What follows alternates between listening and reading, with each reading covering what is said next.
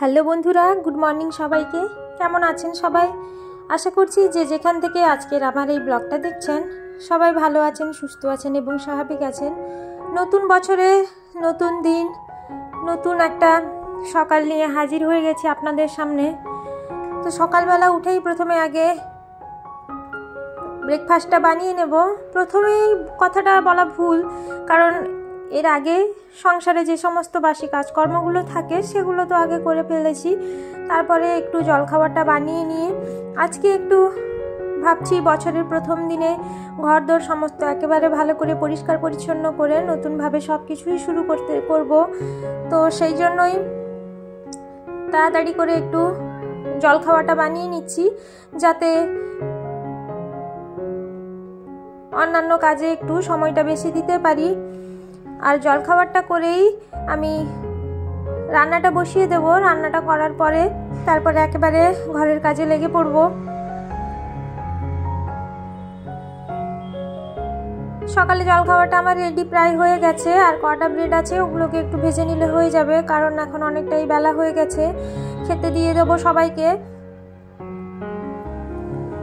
তো আপনাদের সবাইকে আমি জানাবো নতুন বছরে অনেক অনেক ভালোবাসা, অভিনন্দন এবং শুভেচ্ছা, আর বড়দের আমার প্রণাম। সবার আশা করব বছরের প্রথম দিনটা সবার ভালো কাটবে। তো এই জায়গাটাই হচ্ছে শোকেস ছিল।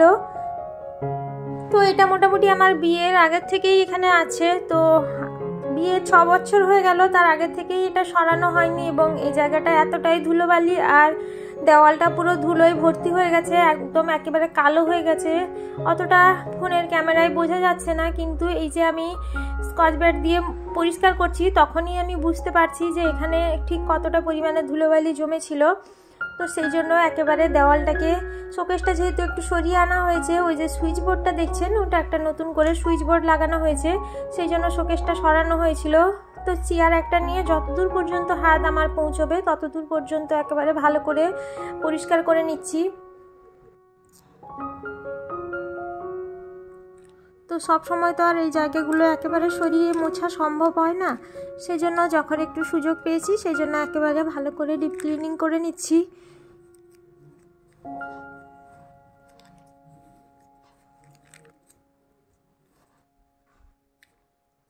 নতুন বছরে নতুনভাবে সমস্ত কিছু শুরু করার কথা যদিও বা ভেবেছি, কিন্তু কতটা করতে পারবো সেটা জানি না। নতুন কিছু করার কথা সেরকম ঠিক না, মানে যে সব কাজগুলো আমার এখনো বাকি রয়েছে সেগুলোকেই ভাবছি নতুন করে শুরু করব। দেখতে দেখতে একটা বছর চলে গেল, আবার একটা নতুন বছর শুরু হয়ে যাচ্ছে।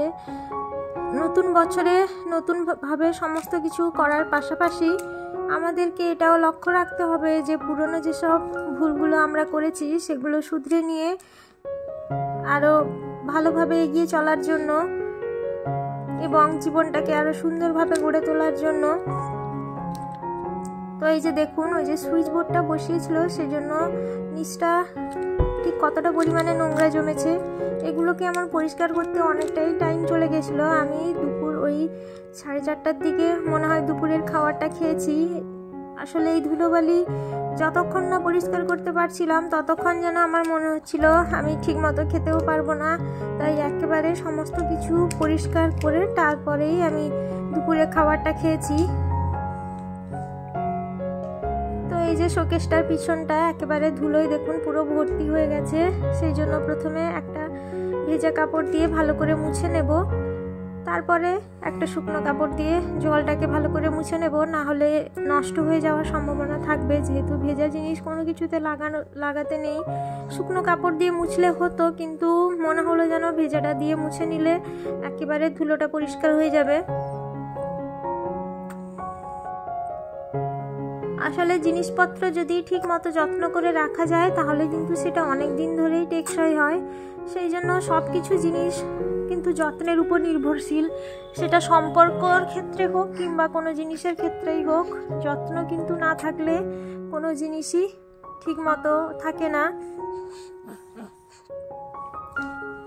এই যে জায়গাটা, এখানে হচ্ছে হোম থিয়েটারটা বসানো হবে, আর সেই হোম থিয়েটারটার জন্যই কানেকশানটা করা হয়েছে। আর যদি কোনো দিনও মানে ভবিষ্যতে কখনো যদি কোনো টিভি লাগানো হয় এখানে রুমের মধ্যে, তাহলেও সেই জন্য কানেকশানটা করা হলো।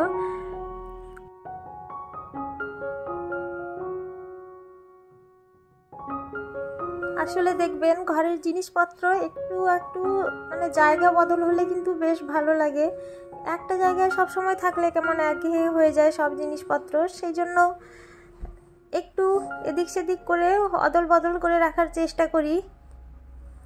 আর দুপুরের যে জামা কাপড়গুলো ধুয়েছিলাম সকালে, ওগুলো হচ্ছে ভাঁজ করে আমি আলনাটায় রেখে দেব।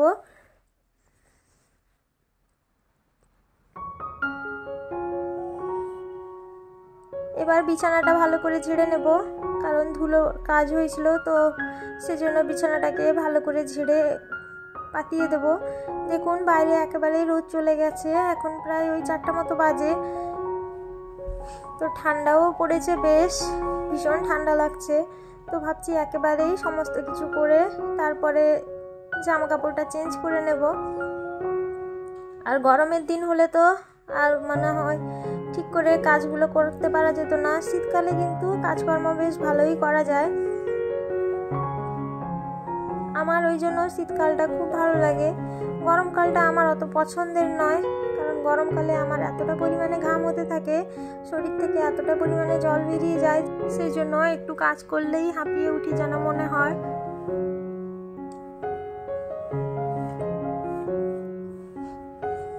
এবার জানলা দরজাগুলো লাগিয়ে দেব,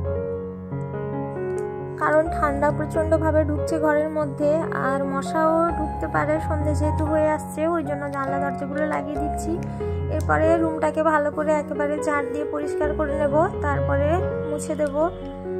তো বন্ধুরা, আমার ভিডিও যদি আপনাদের কোথাও একটু ভালো লেগে থাকে, তাহলে আমি আপনাদেরকে অনুরোধ জানাবো, প্লিজ আমার ভিডিওটি লাইক করে আমার পাশে থাকুন। আর যদি আমার চ্যানেলটিকে সাবস্ক্রাইব না করে থাকেন, তাহলে প্লিজ আমার চ্যানেলটিকে সাবস্ক্রাইব করে আমার পাশে থাকবেন, কারণ আপনাদের সাপোর্ট ছাড়া কিন্তু আমি এই কাজে একেবারেই সফলতা লাভ করতে পারবো না। আর আমার ভিডিও যদি আপনাদের কোথাও একটু ভালো লেগে থাকে, তাহলে আবারও আপনাদের অনুরোধ জানাবো, প্লিজ একটা কমেন্ট করে জানাবেন, যাতে আমি আরও ভালোভাবে ভিডিও বানাতে পারি। তো এই যে ঘরটা এবার মুছে নিচ্ছি।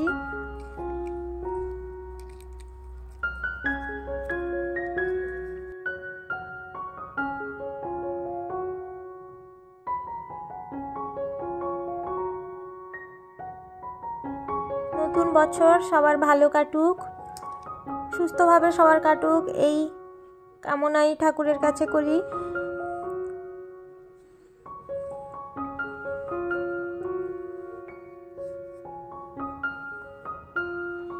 তো আমার এই রুমের মধ্যে তেমন কিছু বিলাসবহুল জিনিসপত্র নেই, যেটুকু আছে সেটুকুই আমি যত্ন করে রাখার চেষ্টা করি।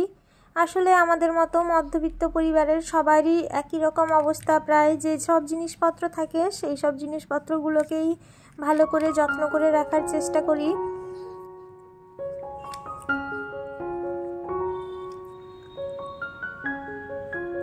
ঘরটা মোছা হয়ে গেছে, ঘরের সমস্ত কাজকর্ম প্রায় কমপ্লিট। এরপরে একটু বারান্দায় চলে যাব, কারণ কয়েকদিন ধরে দেখছি গাছের গোড়াটা ঠিক মতো মানে মাটিটা এমন হয়েছে, তো একটু না কুপিয়ে দিলে জলটা ভেতরে ঢুকছে না, ওই জন্য গাছগুলো শুকিয়ে যাচ্ছে, তেমন বাড়ছে না। ওই জন্য গাছের গোড়াগুলো একটু হালকা করে কুপিয়ে দেব, তারপরে ওর মধ্যে জলটা দিয়ে দেব, তাহলে জলটা সহজেই পৌঁছতে পারবে।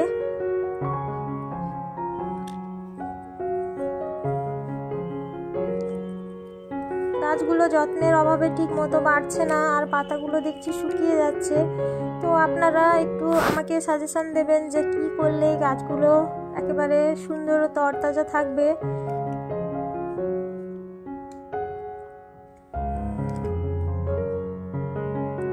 আসলে বেলা ছোটোর মধ্যে এত সব কাজ আর করে উঠতে পারা যায় না, তবুও যখন একটু একটু সময় পাই তখনই কাজগুলো করে ফেলার চেষ্টা করি।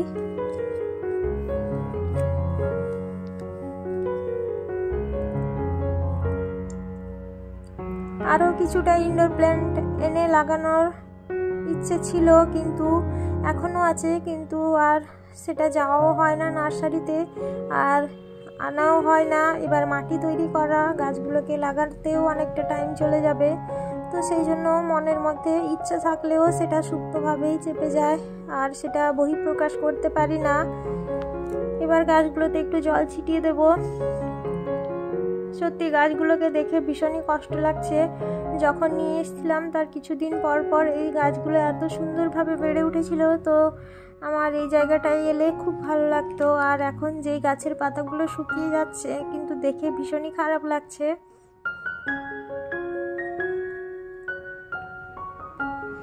দেখি কয়েকদিন একটু যত্ন নিই, দেখি গাছগুলো ঠিক মতো আগের অবস্থায় ফিরে আসে কিনা। না হলে দেখি নার্সারিতে যে কাকুর গাছ থেকে গাছটা এনেছিলাম তাদেরকে জিজ্ঞেস করবো যে কি করা যায়, কিংবা একটু ইন্টারনেটে দেখবো যে গাছগুলোর এই অবস্থা যে হয়েছে সেগুলোকে কি করলে কি হবে। তাহলে বন্ধুরা, আমি এখনকার মতো আমার ভিডিওটা আমি এখানেই শেষ করছি, আর ভিডিওটা বড় করব না। তো আজকের মতো আমার ভিডিওটা এই পর্যন্ত। যদি আমার ভিডিওটা আপনাদের ভালো লেগে থাকে তাহলে প্লিজ লাইক করে আমার পাশে থেকে যাবেন। সবাই ভালো থাকবেন, সুস্থ থাকবেন, সাবধানে থাকবেন। নতুন বছর সবাই খুব ভালোভাবে আনন্দ করে কাটাবেন। আপনাদের সঙ্গে দেখা হবে আবারও একটি নতুন ব্লগ নিয়ে। ততক্ষণে সবাইকে ধন্যবাদ।